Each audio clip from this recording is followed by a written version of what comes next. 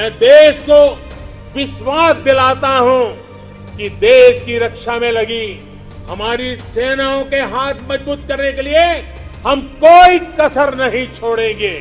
भारत कठिन से कठिन फैसले भी ले सकता है और कड़े से कड़े फैसले लेने में भी भारत झिझकता नहीं है, रुकता नहीं है। सर्जिकल स्ट्राइक और एयर स्ट्राइक करके भारत ने देश के दुश्मनों को नए भारत के सामर्थ्य का संदेश भी दे दिया है। ये बताता है कि भारत बदल रहा है, भारत बदल सकता है। भारत कठिन से कठिन फैसले भी ले सकता है और कड़े से कड़े फैसले लेने में भी भारत झिझकता नहीं है, रुकता नहीं है। मेरे प्यारे देशवासियों, सेकंड वर्ल्ड वॉर के बाद, द्वितीय विश्व युद्ध के बाद वैश्विक संबंधों का स्वरूप बदल गया। कोरोना के बाद भी पोस्ट कोरोना नए वर्ल्ड ऑर्डर की संभावना है। कोरोना के दौरान दुनिया ने भारत के प्रयासों को देखा भी है और सराहा भी है। आज दुनिया भारत को एक नई दृष्टि से देख रही है। इस दृष्टि के दो महत्वपूर्ण पहलू हैं, एक आतंकवाद और दूसरा विस्तारवाद।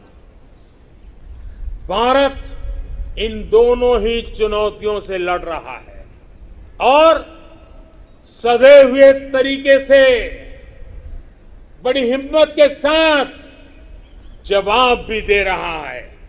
हम भारत अपने दायित्वों को सही तरीके से निभा पाए, इसके लिए हमारी रक्षा तैयारों को भी उतना ही सदृढ़ रहना होगा। रक्षा के क्षेत्र में देश को आत्मनिर्भर बनाने, भारत की कंपनियों को प्रोत्साहित करने के लिए हमारे मेहनती उद्योगों को नए अवसर उपलब्ध कराने के लिए हमारे प्रयास निरंतर जारी हैं। मैं देश को विश्वास दिलाता हूं कि देश की रक्षा में लगी हमारी सेनाओं के हाथ मजबूत करने के लिए हम कोई कसर नहीं छोड़ेंगे।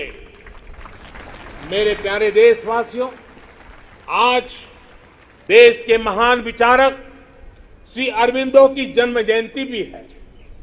साल 2022 में उनका 150वां जन्म जयंती का पर्व है। श्री अरबिंदो भारत के उज्जवल भविष्य के स्वप्न दृष्टा थे। वो कहते थे कि हमें उतना सामर्थ्यवान बनना होगा जितना हम पहले कभी नहीं थे। हमें अपनी आदतें बदलनी होगी, एक नए हृदय के साथ अपने को फिर से जागृत करना होगा।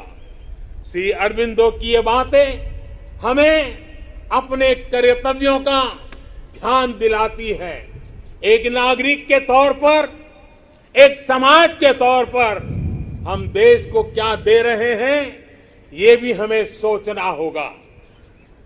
हमने अधिकारों को हमेशा महत्व दिया है, उस कालखंड में उसकी जरूरत भी रही है, लेकिन अब हमें कर्तव्यों को सर्वोपरि बनाना है, सर्वोपरि रखना है। जिन संकल्पों का बीड़ा आज देश ने उठाया है, उन्हें पूरा करने के लिए हर जन को जुड़ना होगा, हर देशवासी को इसे ओन करना होगा। देश के जल संरक्षण का अभियान शुरू किया है तो हमारा कर्तव्य है पानी बचाने को अपनी आदत से जोड़ना।